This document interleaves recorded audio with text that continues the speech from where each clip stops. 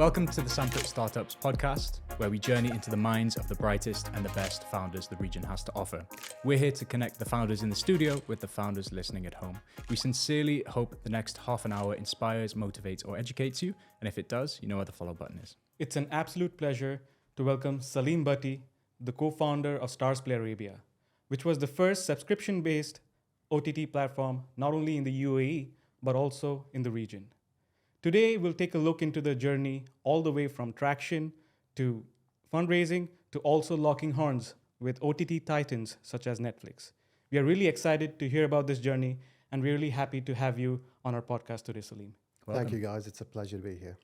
Absolutely. So, Saleem, I think it makes sense to start at the start, maybe in the ideation phase, perhaps. What was it that led you to believe that this was something that was needed in the market? So the idea came to a bunch of us, and there were two camps. One camp came from the HBO Nordic experience, where that's where I came from, where we helped to launch a streaming service out of Sweden for HBO, their first ever streaming platform outside of the US. And another party came from MENA and pay TV operators here. So going back to the HBO Nordic one, we were kind of finished there. And we were looking for the next gig. What are we going to do next? Right. Now, we built up all this experience and expertise in building applications, building TV platforms, if you would. And we thought, let's start there. We can offer that service to operators globally and help them launch their own TV platforms or streaming platforms. And then we thought, okay, well, we also have now payments and billing and a back end sort of operations under our belt too. So let's factor that in. Now we can do systems as well as the front end and the video streaming part. And then along came the content guys and said, well, look, we've got all this knowledge now of acquiring content and programming content. And we got all these contacts in Hollywood. So why don't we add that in there as well? We were kind of talking ourselves out of creating a technology company. And then what it looked like we were trying to do was to create a new streaming service. And that's exactly what we landed on in a roundabout way. And we got connected with a couple of people out of MENA who were working at a pay TV operation, and they had similar ideas as well. And that's how the idea for this operation sort of really came together. There was a couple of interested parties, and it was the right time to do it. Netflix was just launched as well in Europe. I think at that time they were launching countries, and Netflix launched against HBO Nordic in Sweden, and they launched a couple of months before. So the race was on, and this is where it gets really exciting. So it sounds like the idea was there, but it was just the format that you weren't so sure on. So that maybe was the part that you needed to feel out. Was there anything during that process that really told you, okay, this needs to be an OTT service?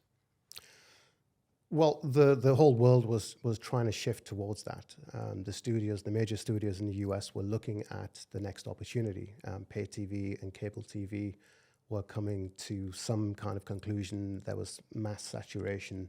And like I said, Netflix had launched, Amazon Prime had launched globally as well. So there was all this content that needed homes, and studios wanted their own streaming services because they were selling to Netflix at the time, and I think Starz in the US kind of kickstarted Netflix's efforts by selling them a whole bunch of content in the beginning.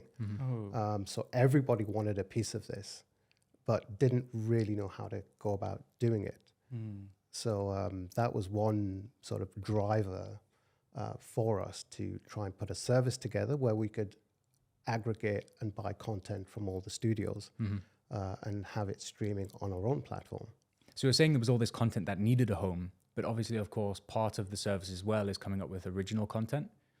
What is maybe the need or the benefit of having your own original content as well as content that already exists that you're purchasing? So the original content makes sense in terms of locking in exclusivity. So if you have your own content, and you have it streaming on your platform, and if people want to come and see it, then that's the only place they can come and see it. So that drives more subscribers, more subscription to your platform.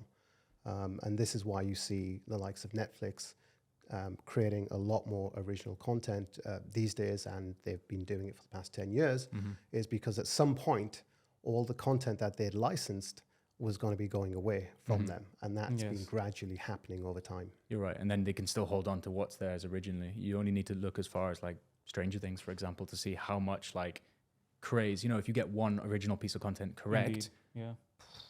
Exactly. It works wonders. It's a big driver. And Netflix, I remember, used to create press releases with the launch of these, with the launch of their originals, with the purpose to drive subscribers and drive as much PR as possible. Because earlier they were banking on, let's say, the Marvel Studios. Many of their movies were on Netflix, but before Disney Plus, this could be possible. But after Disney Plus, all the content moved out. So there were many people who just watched it for Marvel. But yeah, it makes sense now. Yeah. So fundraising can be immensely challenging for startups. But this didn't seem to be the case for Starz Play, which raised over $125 million. So definitely you'll have memorable points to mention on that.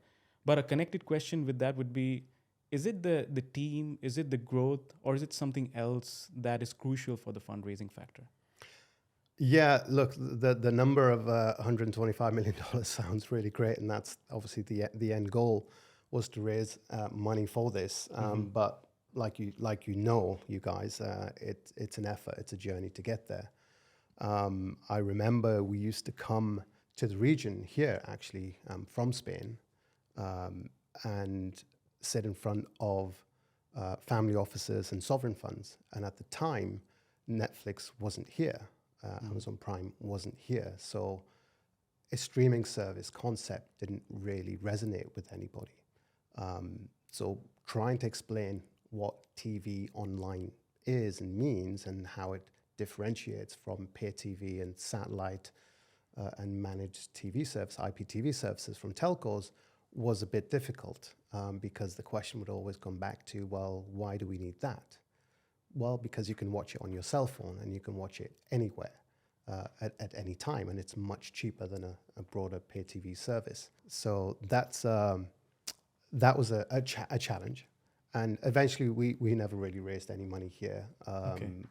People were more into their commodities and tangibles. If you could touch and feel something, then yes, maybe they'd invest in oil or gas or something. But online TV was just not something that resonated. So you say that the likes of Netflix and Amazon Prime and Video weren't here yet. So clearly you had a first mover's advantage, but it sounds like that actually didn't work too well in your favor because there was a lack of market education.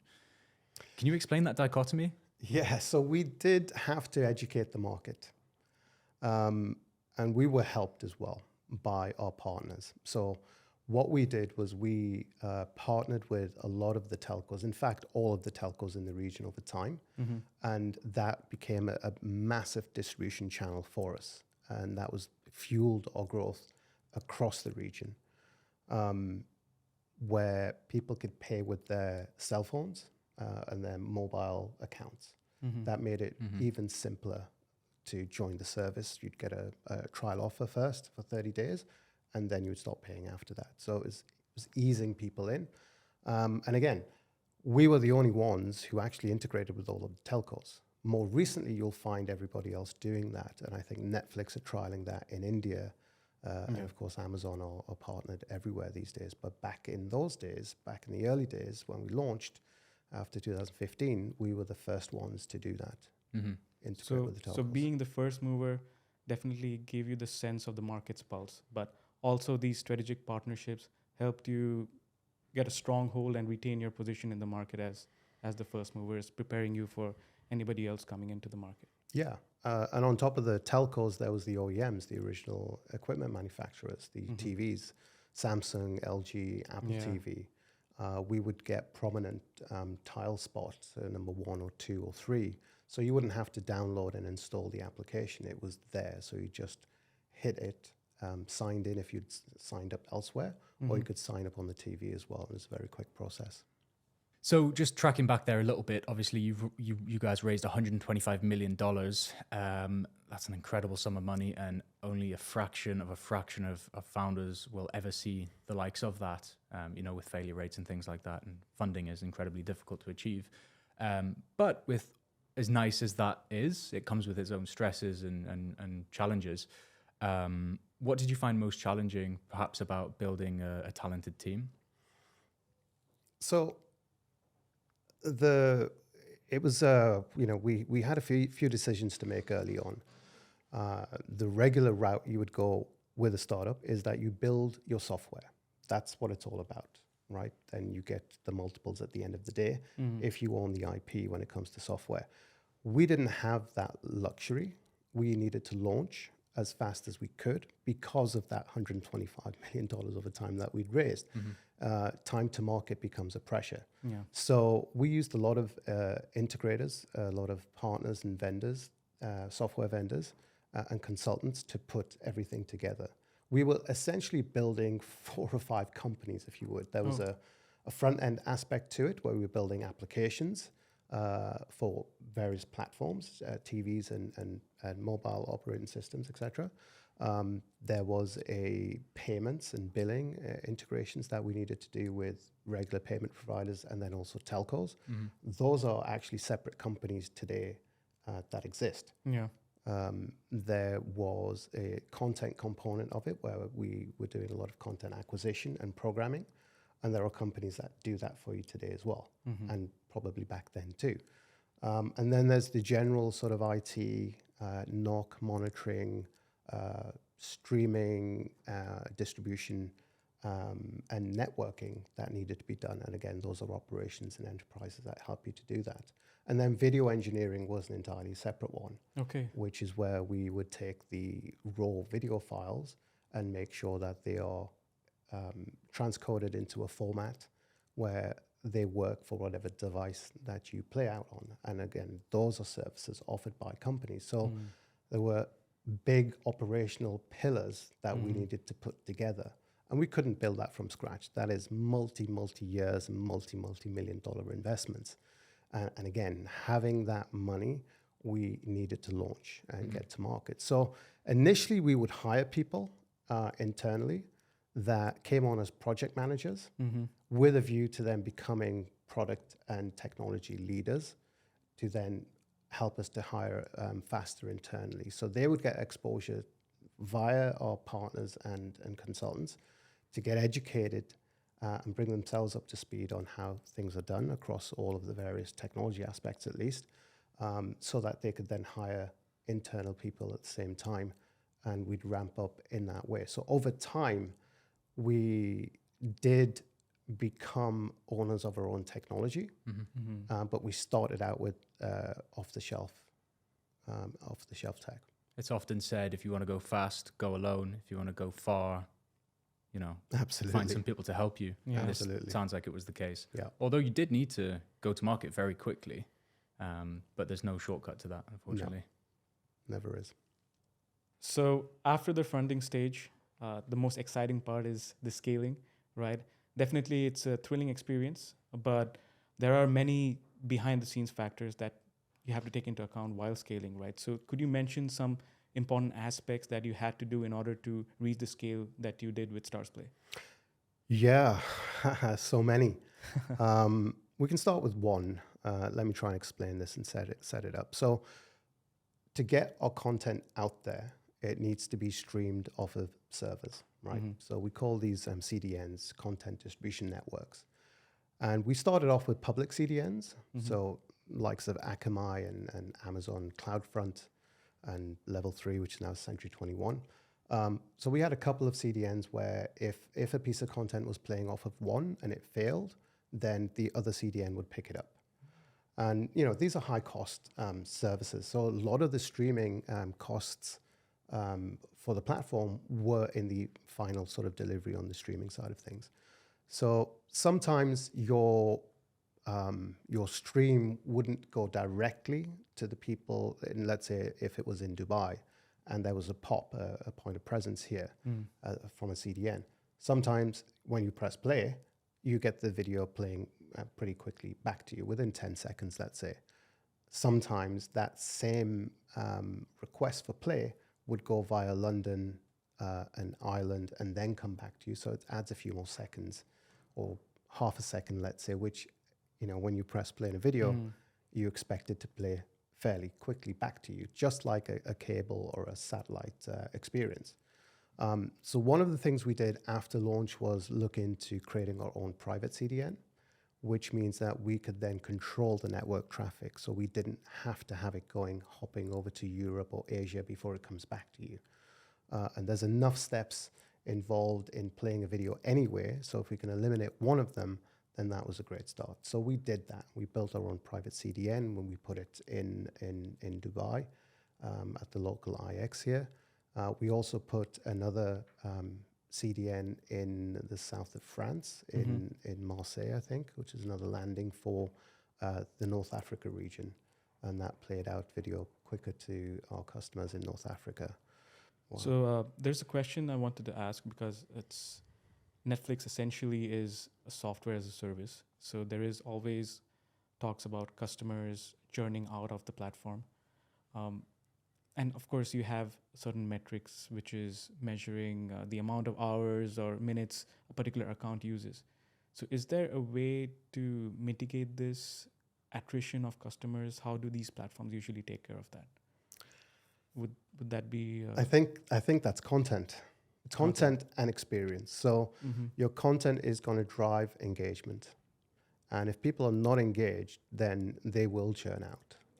So you can look at generally how a piece of content is playing out and how many people are watching it and what the engagement is like. And if it's really high, then you keep that in a prominent sort of space on the hero or elsewhere where it's going to get picked up, and it comes up a lot in recommendations. One thing no one's going to tell you either is that we do a lot of curation of content.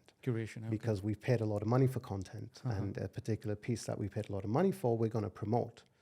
Whether sometimes it's as engaging as other content, it will always be prominently placed because we've spent a lot of money on it, and no one's going to admit that. Right. And recommendations are one thing, but curation and then getting your content front and center because you've paid for it is another. Other things such as experience. Yeah. So if your UI and your UX is up to par, then people will use that as it will be comforting to move from one piece of content to another on the platform, and that works quite well. If it's not, and if there's glitches, then that gets noticed very quickly, and people will find content elsewhere on other platforms. So again, I'll go back to the point I made about the CDNs. CDN experience and playout is a huge part of the UX, because if content takes a little longer to play, then people will start looking and start wondering why. Yeah. So, when you press play, there are immediate. 15 or to 20 processes that need to happen. First of all, we need to check if you're a subscriber. So it goes off to check the database to see if you're a subscriber. If you are, then what kind of content do you have access to? Next, we need to check if you've if there is other types of content on the platform, whether it's ad supported or other types. We need to see what type of content you have access to. And then check if you've paid and what your latest billing status is. And then we serve you content from the closest location to you. So if you're in Dubai, great. If you're in Saudi, then we need to route the content from the closest CDN there. And all of that needs to happen in seconds so that it comes back to you in an acceptable time frame. And if it doesn't, then you're going to start asking questions. Why am I here when I could be on other streaming platforms? So Saleem, we're running out of time here, so I'll just wrap up with one last question. I'm a firm believer that the majority of our learning comes from experience. So looking back at your time with Starz Play and everything you've been through, what would you perhaps do differently if you were to go back in time to your initial time with Starz Play? Yeah, that's a good question. Look, if we could have launched quicker, faster, using different technology, or better technology, if you would, we would have done that. If there was something that would boil the ocean, we would have used it, and Netflix would have used it too. So the technology really didn't exist as one out-of-the-box solution back in the day. And I think from where we started and where we are today and where the company is today, we did a fairly okay job. Sure, there probably are some things that we could have done a little differently. But I think with the results that the company's achieved in more recent times, then if we would have gone back and tinkered with something, maybe the company wouldn't be there today. Thank you so much, Saleem, for joining us on this podcast again. And it's really amazing to have you and talk about your journey with Starz Play. Thank you very much, guys. It's been a pleasure. Thank you for tuning in to today's podcast. We really hope that you had an insightful experience. And we've got plenty more nuggets of knowledge and snippets all over our social media, so be sure to follow for more. Until then, Sandpit Startups.